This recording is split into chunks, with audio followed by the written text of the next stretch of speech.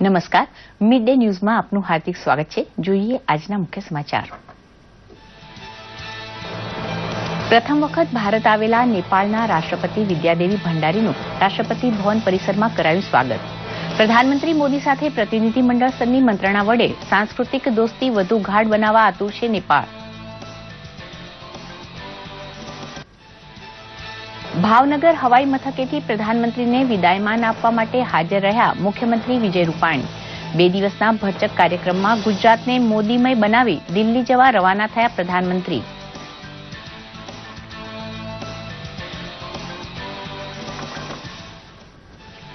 Mobile ઇન્ટરનેટના ઉપયોગમાં નિપુણ છે તેવી યુવા પેઢીને ભીમ એપનું ટ્યુશન આપી પૈસા કમાવાનો રસ્તો દેખાડે છે પ્રધાનમંત્રી. ગ્રાહક અને વેપારીને ભીમ એપ આધારિત કેશલેસ વ્યવહાર શીખવવા બદલ મોદી સરકાર કેસ દીઠ ચૂકવશે ₹10. બોટાદમાં સૌની યોજનાનું લોકાર્પણ કરતા પ્રધાનમંત્રી મોદી. પાણી મળે તો માટીમાંથી સોનું પકવવાની તાકાત છે આ સૌની યોજનામાં, એમ જણાવતા પ્રધાનમંત્રી મોદી. કૃષ્ણસાગર તળાવમાં ઠલવાયા નીર. 9 ડેમોમાં નીર વહેતા આજુબાજુના ખેડૂતો ખુશખુશાલ. ઓળખનો આધાર હવે ખોવાયેલાની ભાળ મેળવવાનો પણ આધાર બની શકે છે તેવો દાખલો બહાર આવ્યો. રાજપીપળા અનાથાશ્રમમાં રહેતા બાળકનો મિલાપ તેના પરિવાર સાથે કરાવી ગયું આધાર કાર્ડ.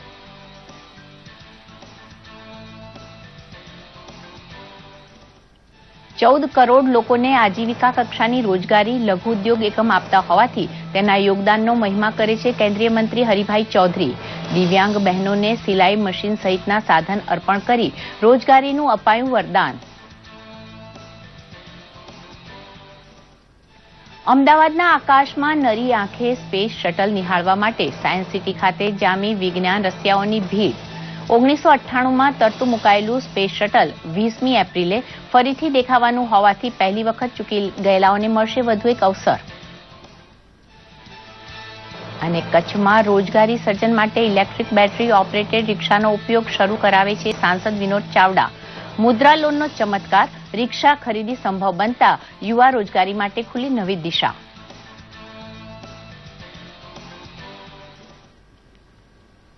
સમાચાર વિસ્તારથી. ભારતની પ્રથમ સત્તાવાર મુલાકાતે આવેલા નેપાળના રાષ્ટ્રપતિ વિદ્યાદેવી ભંડારીનું રાષ્ટ્રપતિ ભવનના પ્રાંગણમાં દબદબાભર્યું સ્વાગત કરાયું ત્યારે પ્રધાનમંત્રી મોદી સહિત વરિષ્ઠ મંત્રીઓ હાજર હતા. નેપાળથી તેમની સાથે 30 સભ્યનું પ્રતિનિધિમંડળ પણ આવ્યું છે. રાષ્ટ્રપતિ પ્રણવ મુખર્જી અને પ્રધાનમંત્રી નરેન્દ્ર મોદી સાથે રાષ્ટ્રપતિ વિદ્યાદેવી ભંડારીની ઉચ્ચસ્તરની મંત્રણા દિવસ દરમિયાન યોજાનાર છે. ભારત અને નેપાળ તેમના સદીઓ જૂના સાંસ્કૃતિક સંબંધ વધુ મજબૂત બનાવવા તૈયાર છે. દિલ્હીમાં હવામાન વિભાગ આજે આગામી ચોમાસા અંગેનું પૂર્વાનુમાન જાહેર કરશે. ઉનાળાની શરૂઆતથી જ કાળઝાળ ગરમી તથા પાણીની તંગીના કારણે આ વર્ષે વરસાદ સારો રહે તેવી આશા આમ આદમીથી માંડી જગતના તાત સુધી દરેકની આશા છે. આજે હવામાન વિભાગ વરસાદ અંગેની પ્રથમ આગાહી જાહેર કરશે. દેશમાં દર વર્ષે કુલ વરસાદ કેટલો પડશે તેના માટે પ્રથમ આગાહી ખૂબ મહત્વની છે. કૃષિ વિભાગ, અર્થવ્યવસ્થા તથા સ્ટોક એક્સચેન્જ બધા ઉપર વરસાદની આગાહીની અસર થાય છે. પ્રધાનમંત્રી નરેન્દ્ર મોદીની ગુજરાતની 2 દિવસીય યાત્રા પૂર્ણ થતા ભાવનગરથી તેમણે વિદાય લીધી હતી. પ્રધાનમંત્રીએ ખેડૂતો, વનવાસીઓ, પશુપાલનમાં સંકળાયેલા તમામ વર્ગ માટે યોજનાઓ અંગે વાત કરી હતી અને આમ આદમીનો ઉત્સાહ વધાર્યો હતો. જનમેદનીનો પુષ્કળ પ્રેમ જોઈ પ્રધાનમંત્રી પણ ભાવુક થઈ ગયા હતા. 2 દિવસની ગુજરાતની મુલાકાત બાદ ભાવનગર એરપોર્ટથી તેઓ દિલ્હી રવાના થયા હતા. મુખ્યમંત્રી વિજયભાઈ રૂપાણી, નાયબ મુખ્યમંત્રી નીતિનભાઈ પટેલ, ભાવનગરના મેયર નિમુબેન બાંભણિયા, ભાવનગર કલેક્ટર હર્ષદભાઈ પટેલ સહિત એસપી દિવ્યાંકર ત્રિવેદી પણ હાજર રહ્યા હતા. પ્રધાનમંત્રી નરેન્દ્ર મોદીએ બોટાદમાં સૌની યોજના લિંક 2ના તબક્કા 1નું લોકાર્પણ કર્યું અને તબક્કા 2નો શુભારંભ કર્યો. યોજનાની શરૂઆત કરાવતા પ્રધાનમંત્રીએ કહ્યું કે પાણીની મહત્તા પાણીની અછતવાળા લોકો જ જાણી શકે. નર્મદાની નહેરોમાંથી પાણી ચોરનાર પર કટાક્ષ કરી પ્રધાનમંત્રીએ કહ્યું આ ખેડૂતોનો હક છીનવાય છે જે યોગ્ય નથી અને આવું ન થાય તે માટે પાઇપલાઇનની યોજના શરૂ કરી વધુમાં 2022 સુધીમાં ખેડૂતોની આવક બમણી કરાવી આપવાની ઘોષણા કરતા તેમણે સૌરાષ્ટ્રના ગામડાઓને દુષ્કાળમાંથી બહાર લાવવા હાકલ કરી.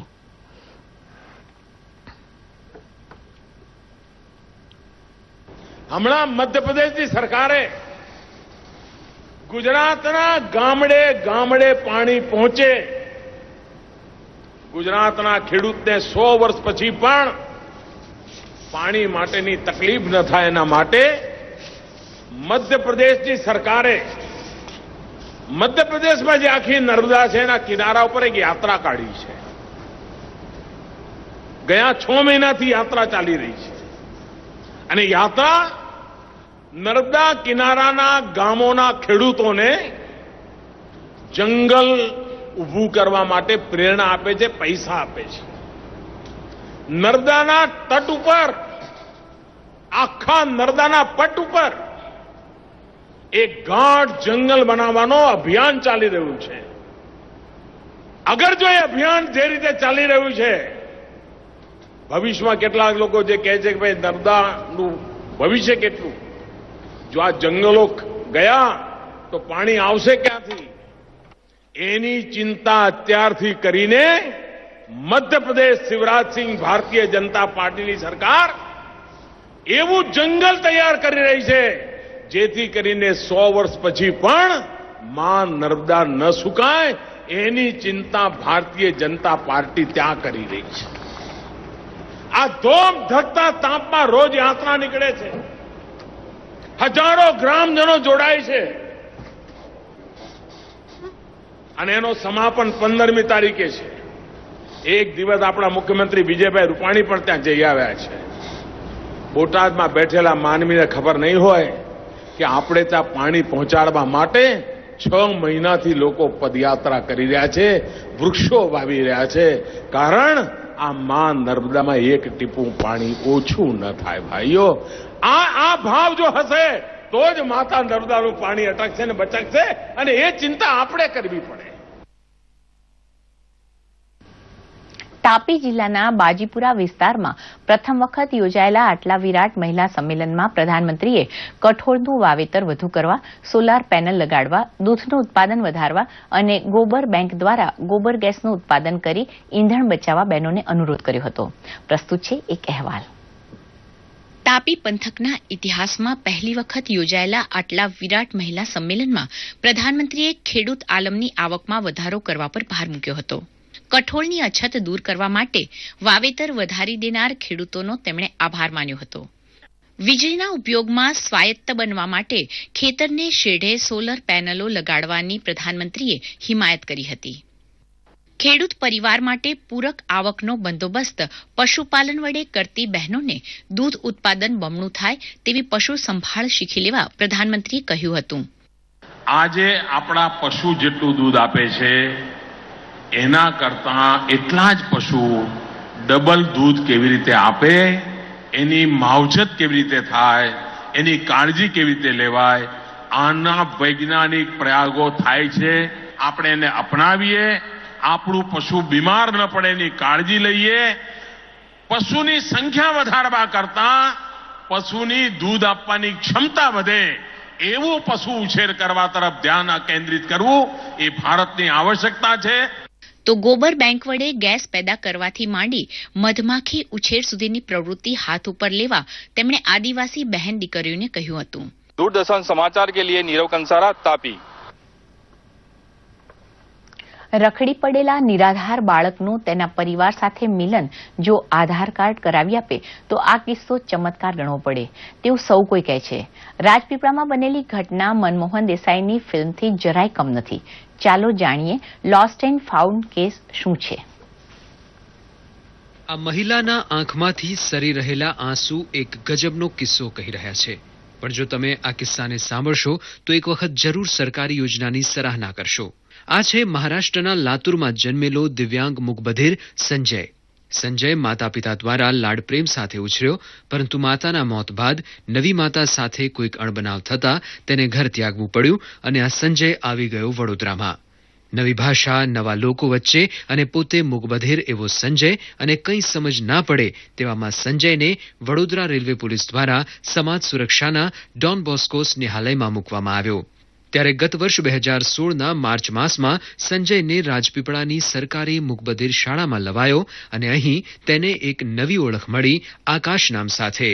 પણ કુદરતનું કરવું કે આ સરકારી શાળામાં અભ્યાસ કરતા તમામ બાળકોના આધાર કાર્ડ કાઢવાની પ્રક્રિયા હાથ ધરાઈ અને આકાશનું આધાર કાર્ડ કાઢવાની પ્રક્રિયા કરતા તેના હાથના છાપ અને આંખોને કોમ્પ્યુટર મહાશયે ઓળખી બતાવ્યા કે આ આકાશ નથી પણ સંજય છે. કુટુંબ દ્વારા જણાવ્યું હતું કે બાળક છેલ્લા 3 વર્ષથી ઘરેથી નીકળી ગયું છે. બાળક મૂકબધિર હોવાથી કોઈ પણ પ્રકારની કોઈને માહિતી આપી શકતું ન હતું કે પોતે ક્યાંનો છે, કેવી રીતે રહી છે. તો આ આધાર કાર્ડની મદદથી એક બહુ સારી વસ્તુ થઈ છે કે બાળકનું સરનામું સાચું મળી ગયું હતું અને બાળકને આપણે કુટુંબમાં પુનઃસ્થાપિત કરાવી શક્યા છીએ. 1 જાન્યુઆરી 2003ના રોજ જન્મેલો સંજય નાગનાથ યેનકુરે મહારાષ્ટ્રનો વતની છે. આ કાર્ડ માટે તેણે 22 ઓક્ટોબર 2011ના રોજ નોંધણી કરાવી હતી, પણ તેને આધાર ઇસ્યુ કરાયું ન હોવાથી નર્મદા બાલ સુરક્ષા અધિકારીઓએ તેના આ ઓરિજિનલ ડેટા પરથી મહારાષ્ટ્રના લાતુર બાલ સુરક્ષા અધિકારીનો સંપર્ક કર્યો હતો અને ત્યાંથી સાચી માહિતી બહાર આવી હતી અને ત્યારબાદ સંજયની માસી અને તેના ભાઈ સંજયને લેવા રાજપીપળા આવ્યા અને તેને જોતા જ સર્જાયા ભાવભર્યા દ્રશ્યો. આ બાબતે મને આનંદની લાગણી થાય છે કે મારા દ્વારા અને અમારા યુનિટ દ્વારા બાળકને પોતાના માતા પિતા મળ્યા તે બદલ હું ખૂબ જ ગર્વની લાગણી અનુભવું છું. અમારે તે ભણતો હતો ત્યારે એનું નામ આકાશ હતું, પણ આધાર કાર્ડ સાચું નામ નીકળતો એનું નામ સંજય કુરકુરે હતું. તેથી અમને લાગે છે કે આધાર કાઢવું જરૂરી છે, ફરજિયાત કઢાવવું એ બરાબર છે. આ યોજના છે આધારની, એ કેટલી ઉપયોગી થાય છે એનું આ જીવંત ઉદાહરણ છે અને તમામ માણસોએ ખાસ કરીને નાના બાળકોનું આધાર કાર્ડ કઢાવી અને મેળવી લેવું જોઈએ એને હું અપીલ કરું છું બધાને. વિલિયમ શેક્સપિયર ભલેને કહી ગયા હોય કે નામમાં શું રાખ્યું છે, પણ નામ અને ઓળખ આજના જમાનામાં ખૂબ જ જરૂરી બન્યું છે. એક નિરાધાર બાળકને આધાર કાર્ડ દ્વારા પોતાની ઓળખ મળી છે, ત્યારે આધાર કાર્ડની સિસ્ટમને જેટલું વધાવીએ તેટલું ઓછું છે. દૂરદર્શન સમાચાર માટે નર્મદાથી જયેશ દોશીનો અહેવાલ.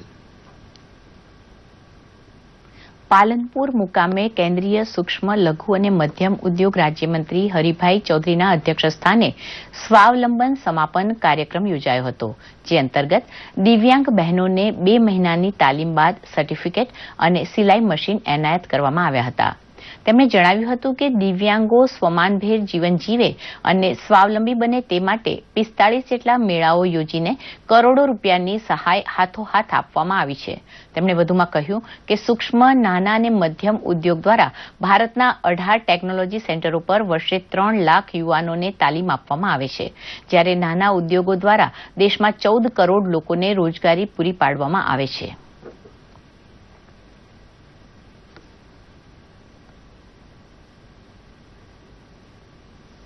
સમગ્ર રાજ્યમાં કાળઝાળ ગરમીથી નાગરિકો ત્રાહિમામ પોકારી ગયા છે. આકાશમાંથી અગનગોળા વરસાવતા સુરત સામે લોકો લાચાર થઈ ગયા છે. અમદાવાદ, ભાવનગર, ડીસા સહિતના રાજ્યના અનેક શહેરોમાં ગરમીનો પારો દિન પ્રતિદિન વધી રહ્યો છે. આ હીટવેવ હજુ 3 થી 4 દિવસ સુધી યથાવત રહેશે તેવી આગાહી હવામાન ખાતાએ કરી છે. બીજી તરફ ગરમીના કારણે સનસ્ટ્રોક લાગવાના બનાવો પણ અનેક હોસ્પિટલોમાં નોંધાયા છે. ગરમીથી બચવા વધુ પ્રમાણમાં છાશ, લીંબુનો રસ વગેરે જેવા પ્રવાહીનો ઉપયોગ કરવા ભલામણ કરી છે. બાળકો તથા ગર્ભવતી સ્ત્રીઓને પણ તડકામાં જવાનું ટાળવા માટે જણાવાયું છે.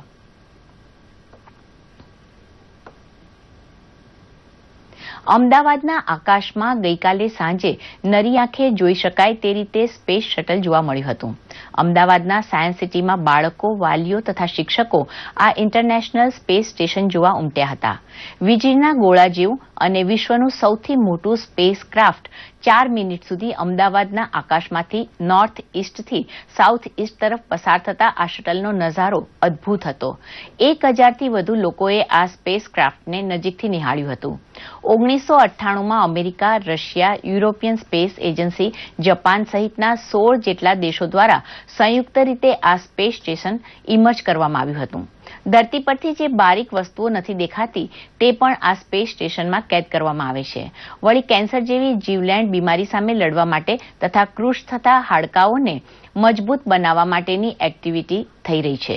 હજુ આગામી 20મી એપ્રિલ એટલે કે ગુરુવારે સાંજે 7:12 આ જ સ્પેસ સ્ટેશન અમદાવાદના આકાશ પરથી 4 થી 5 મિનિટ સુધી પસાર થશે. एक बार स्पेस स्टेशन में लैंड करेंगे, फिर वहां से हम लोगों के एक स्टेपिंग स्टोन हमको मिल जाएगा. वहाँ पे हम लोग जंप करेंगे मून का ऊपर में, मार्स का ऊपर में और इसका ऊपर में हमारा और डीप स्पेस में. तो इसी के तरीके से देखेंगे तो स्पेस स्टेशन हमारा एक सबसे बड़ा ह्यूमन बीइंग के लिए, ह्यूमन डेवलपमेंट के लिए, सोशल डेवलपमेंट के एक बड़ा कंट्रीब्यूशन होता है. हम लोग चाहते हैं कि जैसे हमारा सुनीता विलियम वहाँ पे 6 महीना रख करके वर्ल्ड रिकॉर्ड बनाया, हमारा गुजरात में इंडिया का सारा बच्चे इसमें और इंस्पायर्ड होंगे. इस तरीके से स्पेस एस्ट्रोनॉट बनेंगे एंड स्पेस लैब में काम करके इनके कंट्रीब्यूशन में हमारा ह्यूमन सिविलाइजेशन के लिए एक अच्छा कंट्रीब्यूशन देंगे. ગરીબ અને મધ્યમ વર્ગના લોકોને રોજગાર આપવાના ઉદ્દેશ સાથે કેન્દ્ર સરકાર દ્વારા ઈ રિક્ષાનું વિતરણ કરવામાં આવે છે. ઓછા વ્યાજદર અને મુદ્રા લોન સુવિધા પણ આપવામાં આવે છે. પ્રધાનમંત્રી નરેન્દ્ર મોદીના ન્યૂ ઇન્ડિયા મિશન હેઠળ કચ્છના બેરોજગારોને સાંસદ વિનોદ ચાવડાના હસ્તે 20થી વધારે લાભાર્થીઓને ઈ રિક્ષાનું વિતરણ કરવામાં આવ્યું હતું.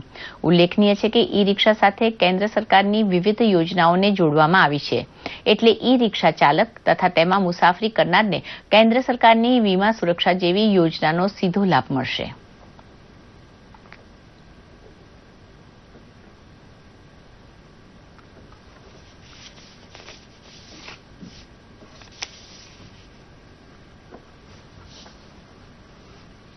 વડાપ્રધાન વીમા સુરક્ષા યોજના હોય એવી યોજનાઓનો લાભ સીધો આની અંદર સમન્વય કરવામાં આવ્યો છે. પણ વિશેષતા એ છે કે એક આજે પર્યાવરણની જાળવણી, પ્રદૂષણ મુક્ત અને એક સસ્તા દરે મુસાફરો પણ આની અંદર મુસાફરી કરી શકશે. એક નાની નાની ગલીઓની અંદર, શહેરીઓની અંદર પણ લોકો સરળતાથી જઈ શકશે એવું આયોજન આ ઈ રિક્ષાના માધ્યમથી આવનાર સમયની અંદર લોકો સમક્ષ મૂકવામાં આવશે. રાજકોટ પોલીસ અને જીવનદાન ફાઉન્ડેશનના સહયોગથી હાર્ટ ટ્રાન્સપ્લાન્ટ માટેની એક મોક ડ્રીલનું આયોજન કરવામાં આવ્યું હતું. આ મોક ડ્રીલ વોક હાર્ટ હોસ્પિટલથી એરપોર્ટ સુધી યોજાઈ હતી, જે 5 મિનિટ અને 37 સેકન્ડમાં પૂરી થઈ હતી. જ્યારે સ્ટર્લિંગ હોસ્પિટલથી એરપોર્ટ સુધી યોજાયેલી મોક ડ્રીલ 5 મિનિટ 22 સેકન્ડમાં પૂરી થઈ હતી. હાર્ટ ટ્રાન્સપ્લાન્ટ એક ખૂબ સંવેદનશીલ સર્જરી છે અને એમાં એક સેકન્ડની ગણતરીમાં વ્યક્તિના જીવન અને મરણનો ફેસલો થતો હોય છે. રાજકોટથી કોઈપણ વ્યક્તિના હાર્ટ ટ્રાન્સપ્લાન્ટ માટે હાર્ટને અન્ય શહેરમાં લઈ જવા માટે ગ્રીન કોરિડોરની વ્યવસ્થા કરવામાં આવી છે. આ સિસ્ટમમાં આજે જ્યારે ડ્રીલ આયોજન રિહર્સલ કરવામાં આવેલું હતું, તો એમાં કયા કયા પોઈન્ટો ઉપર આપણે વધારે સાવચેતી રાખવાની જરૂર છે કે જ્યાં વધારે ક્રાઉડ ગેધરિંગ થતું હોય, જંકશન પોઈન્ટ હોય, તો એવી જગ્યાએ પણ આપણે એમાં ઉત્તરોત્તર સુધારો થાય એના માટેના પ્રયત્નો હાથ ધરીશું. પ્લસ જે જગ્યાએ રાજકોટ મ્યુનિસિપલ કોર્પોરેશનની પણ સહાયતાની જરૂર પડે રોડ રસ્તા બાબતે, ત્યાં એ લોકોની સાથે પણ સંકલનમાં રહી અને આ કામગીરી ખૂબ સારી રીતે થાય એના માટેના આપણા આ એક સારા ઉમદા પ્રયત્નો છે. છેલ્લા કેટલાક સમયથી ધાંગધ્રાના સફાઈ કામદારોની માંગણીઓ ન સંતોષવાના મુદ્દે સત્તાધીશો સાથે સંબંધોમાં કડવાશ આવી છે અને સફાઈ કામદારો આંદોલન ચલાવી રહ્યા છે. ઉલ્લેખનીય છે કે છેલ્લા ઘણા સમયથી સફાઈ કામદારો વિવિધ માંગણીઓ મુદ્દે સત્તાધીશો સામે જંગે ચડ્યા છે. ગામમાં બંધનું એલાન જાહેર કરવામાં આવ્યું હતું. કામદારો દ્વારા વાહનોને રોકવામાં આવતા ટ્રાફિક જામ થઈ ગયો હતો. ઘટનાએ ગંભીર સ્વરૂપ ધારણ કરતા પોલીસ, નાયબ કલેક્ટર તથા મામલતદાર ઘટના સ્થળે પહોંચ્યા હતા. કામદારોએ પોલીસની વાત માની ન હતી અને મામલો ઉગ્ર બન્યો હતો. બંને બાજુ લાંબી લાઈનો થતા જેથી એમને ડિટેન કરવા પ્રયત્ન કરતા પોલીસ પર સખત પથ્થરમારો કર્યો. જે પથ્થરમારામાં 6 પોલીસની ગાડીઓને કાટ તૂટેલ, ગોબા પડેલ, 8 પોલીસ કર્મીઓને ઈજા થયેલ. જેના બચાવના ભાગરૂપે પોલીસે એમને વિખેરવા માટે 8 ટીયર ગેસના સેલ છોડી હળવો લાઠીચાર્જ કરી સ્થળ પરથી 11 ઈસમોની ધરપકડ કરેલ છે. જે બાબતે ફરિયાદ નોંધવાની કાર્યવાહી ચાલુ છે અને આગળની તપાસ ચાલુ છે. હાલ પરિસ્થિતિ બિલકુલ કાબુ હેઠળ છે. વડોદરા મહાનગરપાલિકા દ્વારા આ વર્ષે પણ અકોટા દાંડિયા બજાર બ્રિજ પર મુહ કસરતનું આયોજન કરવામાં આવ્યું છે. આ રવિવારથી આગામી 7 રવિવાર સુધી સવારે 6 થી 9 વાગ્યા સુધી ફના સ્ટ્રીટ યોજાશે. તે દરમિયાન અકોટા દાંડિયા બજાર બ્રિજનો વાહન વ્યવહાર બંધ રાખવામાં આવશે. ફન સ્ટ્રીટમાં હજારોની સંખ્યામાં બાળકો, યુવાનો, યુવતીઓ અને મોટેરાઓએ ભાગ લીધો હતો.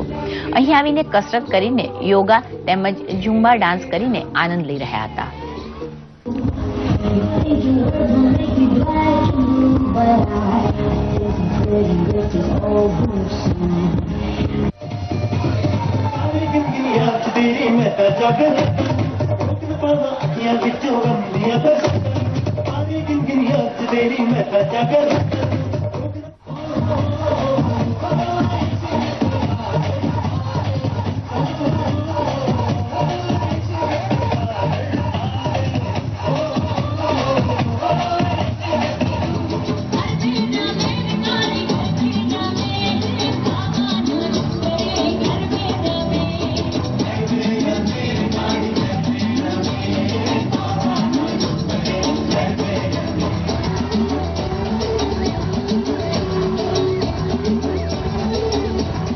વડોદરા મ્યુનિસિપલ કોર્પોરેશન ઉપર કોઈ પણ જાતનો આર્થિક ખર્ચો ન આવે એની ચિંતા કરીને ક્લીન વડોદરા અને ક્લસ્ટર વડોદરાના સંયુક્ત ઉપક્રમે આજે ફંક્શનનું આયોજન કરવામાં આવ્યું છે.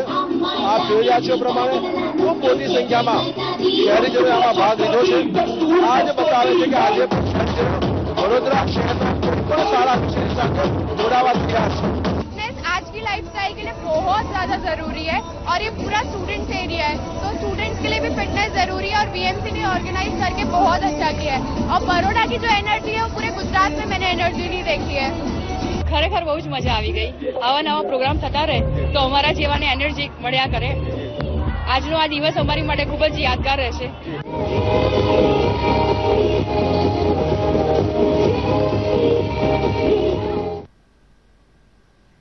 ભારતના પૂર્વ પ્રધાનમંત્રી ચંદ્રશેખરની 90મી જન્મજયંતિ ગઈકાલે દેશભરમાં ઉજવાઈ હતી. નર્મદા જિલ્લા પ્રત્યેની તેમની લાગણીના કારણે તેમની એક સમાધિ નર્મદાના ચીકડા ખાતે પણ છે. ડેડિયાપાડાના ચીકડા ખાતેની આશ્રમ શાળામાં સંસ્થાના કાર્યકર્તાઓ તથા બાળકોએ તેમની જન્મજયંતિ ઉજવી હતી. આશ્રમ શાળાના સંચાલક કે મોહન આર્યએ જણાવ્યું હતું કે ચંદ્રશેખરજીને આદિવાસી વિસ્તારના વિકાસમાં રસ હતો અને એટલે પોતાની ભારત યાત્રા દરમિયાન તેમણે નર્મદાના ચીકડા ખાતે એક આશ્રમ શાળા સ્થાપી હતી. તેમના મૃત્યુ બાદ દિલ્હીના રાજઘાટની સાથે નર્મદાના ચીકડામાં પણ તેમની જન્મજયંતિ ઉજવવામાં આવે છે. एक रात डेडियापाड़ा के इस चिकदा गांव में गुजारा था, जहां उन्होंने इस संस्था का स्थापना किया, जहां पर 160 आदिवासी बच्चे पहली क्लास से लेकर 8वीं क्लास तक की शिक्षा ग्रहण करते हैं. और ये उनकी दिली इच्छा थी और वो उन्होंने इच्छा जाहिर की थी कि मेरी जब भी मृत्यु हो तो मेरी एक समाधि यहाँ जरूर बने. और उस समय की सरकार ने इस बात को मद्देनजर रखते हुए यहाँ पर उनकी समाधि बनाई. जब ये प्रोग्राम हम करते हैं, हम 17 अप्रैल को साहब की जन्मतिथि मनाते हैं और 8 जुलाई को पुण्यतिथि मनाते हैं. સામાન્ય રીતે પુરુષોના શૌર્યનું પ્રતીક ગણાતી તલવાર પર હવે માત્ર પુરુષોનો જ ઇજારો ના રહ્યો હોય તેમ જામનગરમાં હવે મહિલાઓ પણ તલવારબાજીમાં પોતાનું કૌશલ્ય દર્શાવવા સજ્જ થઈ રહી છે. જામનગરમાં રાજપૂત મહિલા ક્લબ દ્વારા મહિલાઓ માટે સમર વેકેશનમાં તલવારબાજી સહિત સાફા પહેરવા વગેરે માટેનો કેમ્પ યોજાયો હતો, જેમાં મોટી સંખ્યામાં બહેનોએ ભાગ લઈ તલવારબાજી શીખી હતી.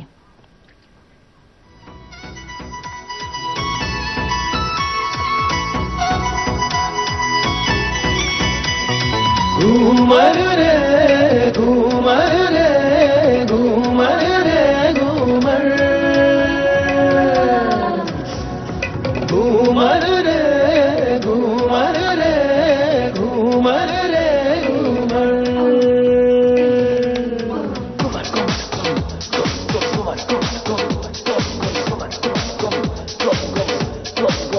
घूम के घूम घूम के घूम घूम के घूम घूम के ले गया दिल मेरा दिल पर घूमर रे घूमर रे. ગુજરાત રાજ્યના 57માં સ્થાપના દિનની ઉજવણીના ભાગરૂપે અમદાવાદમાં વિવિધ સામૂહિક આરોગ્ય કેન્દ્ર ખાતે વિનામૂલ્યે મેગા મેડિકલ કેમ્પ રક્તદાન કેમ્પનું આયોજન કરવામાં આવ્યું છે. કેમ્પમાં સારવાર માટે લેબોરેટરી ચેકઅપ, કાર્ડિયોગ્રામ, સોનોગ્રાફી સહિતની તમામ તપાસ વિનામૂલ્યે કરી દવાઓ આપવામાં આવી હતી. અમદાવાદ મ્યુનિસિપલ કોર્પોરેશનના સહયોગથી યોજાયેલ આ મેડિકલ કેમ્પનો મોટી સંખ્યામાં શહેરીજનોએ લાભ લીધો હતો. રાયપુર અને ખાડિયા જેવા તળ અમદાવાદના મધ્યમ વર્ગના પરિવારોને આ કેમ્પથી ફાયદો થયો છે.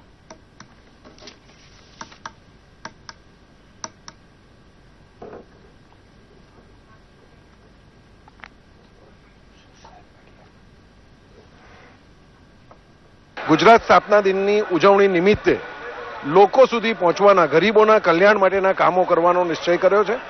આના ભાગરૂપે આજે કર્ણાવતી મહાનગરના 6 ઝોનમાં મેડિકલ કેમ્પનું આયોજન કરવામાં આવ્યું છે.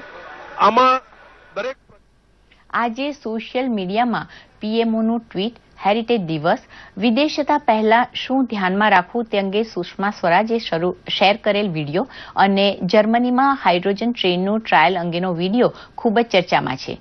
જોઈએ સોશિયલ મીડિયાનો આ રિપોર્ટ.